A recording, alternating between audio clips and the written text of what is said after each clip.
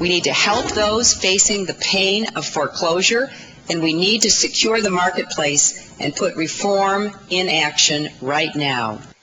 All right, helping hand our government bailout. Democratic presidential candidate Hillary Clinton calling for our government today to shell out $1 billion to keep at-risk homebuyers from going belly up. But should you have to pay for their mistakes? Tim Carr says, yeah, you should. He is with the National Community Reinvestment Coalition. But Ann Trenolone disagrees and is with the Independent Women's Forum. So, Jim, you think we should? Why? Well, I think it's important to understand that a lot of the consumers are actually suffering from an enormous amount of inappropriate product and deception in the market. It's not as if these individuals entered the market with good information and good products. There's been a lot of talk about risky borrowers, not nearly as much talk about risky products. But much of the product in the market should never have been there, and the regulatory oversight has been all but absent in this subprime market. All right, Ann, should we do that then? If, look, these people were duped, the government has to come to the rescue to fix up the mess?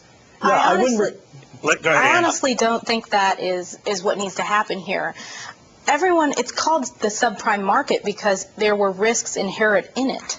One of those risks is that you will not make your payments and you could face foreclosure.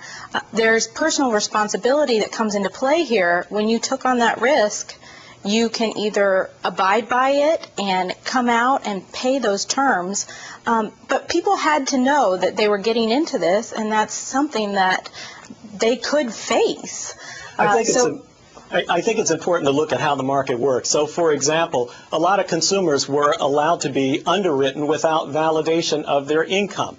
Had their income status actually been validated, had the institutions been required to, those borrowers wouldn't have had those loans. In other cases, as a borrower, you should have a budget. In other cases, borrowers were actually qualified on the teaser rate, in some cases reported as low as 1%.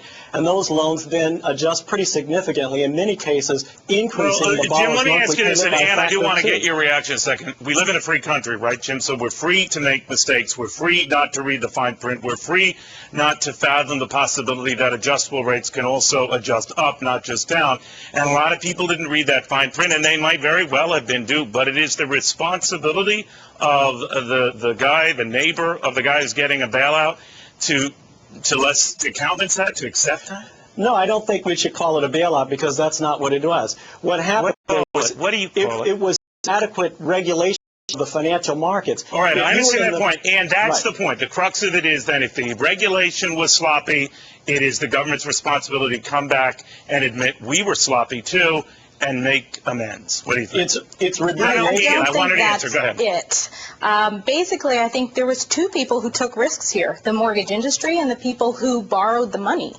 Both of them knew they were stepping into a risky area, and they decided that that's where they wanted to go. Should the government come in and fix that now? Actually, it could have more problems than it could be a solution. I think that's oversimplifying what happened. In many cases, there was an enormous amount of overvaluation of the properties. Another way of phrasing it is appraisal fraud. The borrowers aren't responsible or accountable for that. If, in fact, the financial institutions were required to certify that the borrower had adequate income for the type of product. But we didn't do that. Jim, you might be right. We didn't do any of that. You're right. And in retrospect, maybe there should have been more stringent qualifications. Maybe we should have kept track of people who couldn't afford these loans that got them. But the fact of the matter is that 9 out of 10 folks in the subprime arena are paying their mortgages back on time, month in and month out.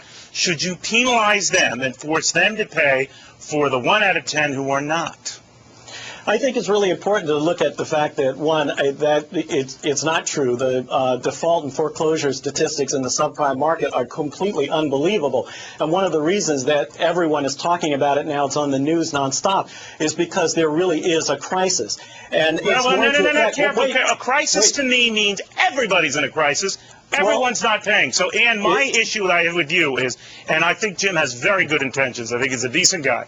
But do you fear that with those good intentions come good expenses down the road for all of us? Well, the thing is, organizations like Jim's are out and are doing good work to help first-time homebuyers avoid such pitfalls that have created the people who have defaulted and are now in foreclosure, which is unfortunate and has to be a terrible terrible predicament for them to be in. But at the same time, these people were spending money that they don't have. Just because a credit card company will give you $5,000 in credit doesn't mean you should spend every penny of it. Okay, and the same guys. thing goes for the mortgage industry. All right, If they'll I give wanna you that thank much you money both. doesn't mean you should spend it. I apologize to both of you, but Ann and Jim, you argue your points very, very well. Another Fox News alert for you. Stop all over